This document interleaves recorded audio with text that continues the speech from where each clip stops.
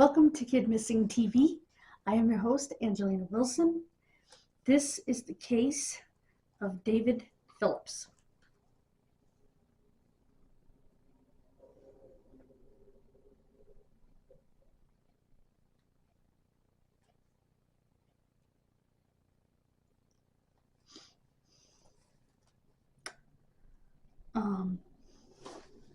His family put a monument for him next to his wife, even though he has not been found.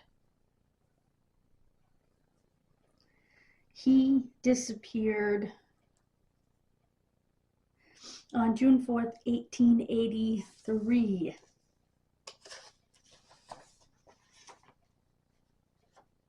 He was a carpenter and cabinet maker by trade. He was a white male with dark hair and light blue or gray eyes. He had a beard and a mustache, which was common back then.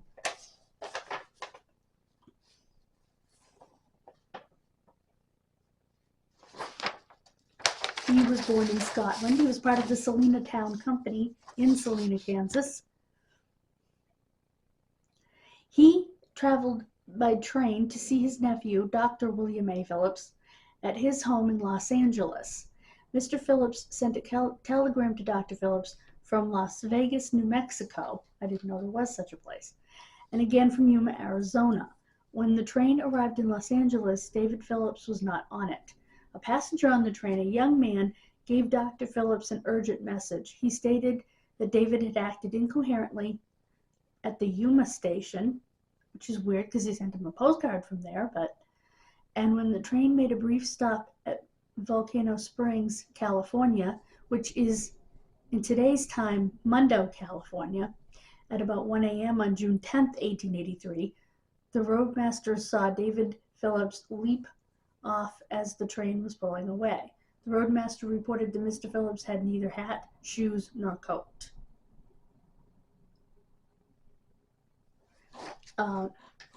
Some sources on the case say that he had a migraine or became delirious from heat.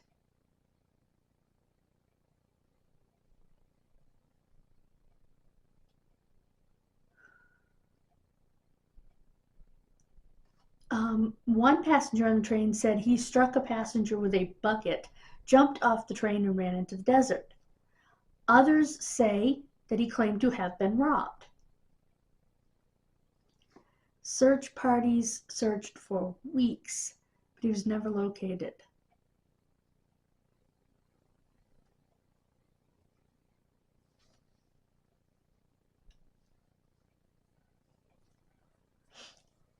It's engraved with these words, quote, "So he died there, and the Lord buried him in the valley, and no man knoweth of his sepulchre unto this day."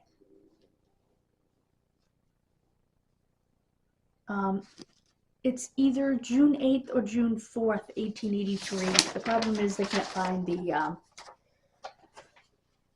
original report, which, when it's that old,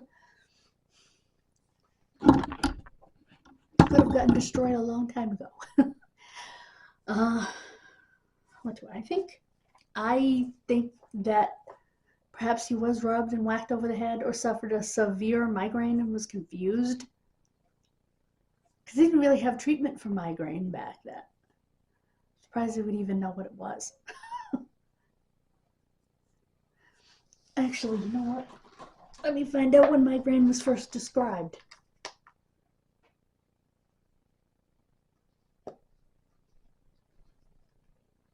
I should have done this when I was researching the case. When were migraines first described? Go.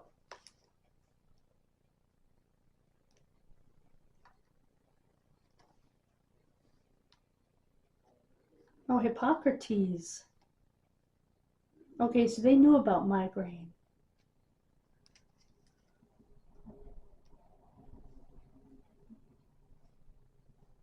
Okay, so I started using the word migraine in the 1870s. Okay.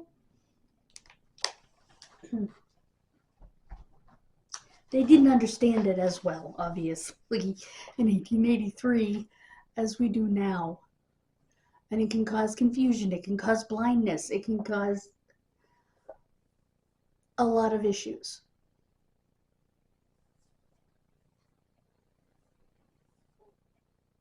Neurologically, because migraine affects the blood vessels.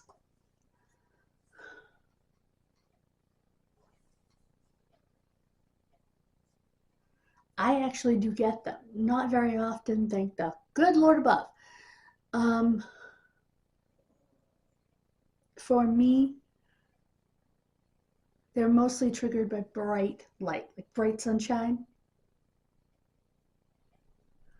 I generally wear a sun hat that my neighbor gave me when I go out in bright sunshine because it hits my soft spot. I have a soft spot, like a baby, because I had what's called a hemangioma, and sun hits that, and it's like I get sensitivity to light, I get sick to my stomach, and the worst headache imaginable. It's a migraine.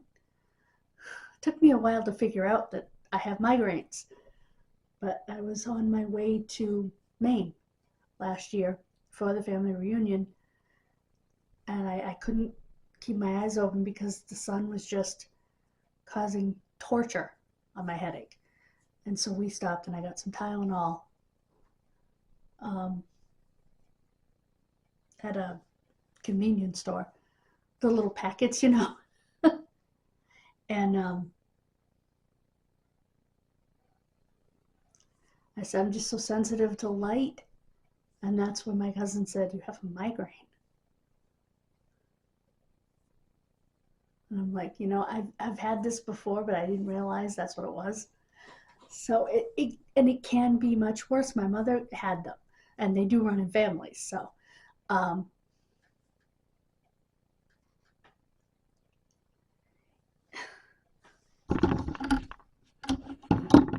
and my mother actually went blind from one. So that could have been the case for him. I think his body is out there somewhere. It's also conceivable that the person that was hit by the bucket was him, and he fell off the train because he was being robbed. Since he had no coat, no shoes, no nothing. Yeah, I just wonder about that. Let me know what you think in the comments. Thank you so much for joining me. God bless you. Have a wonderful rest of your day, and I'll see you next time. Please subscribe and hit that bell. And share my videos with other true crime lovers. Bye, guys.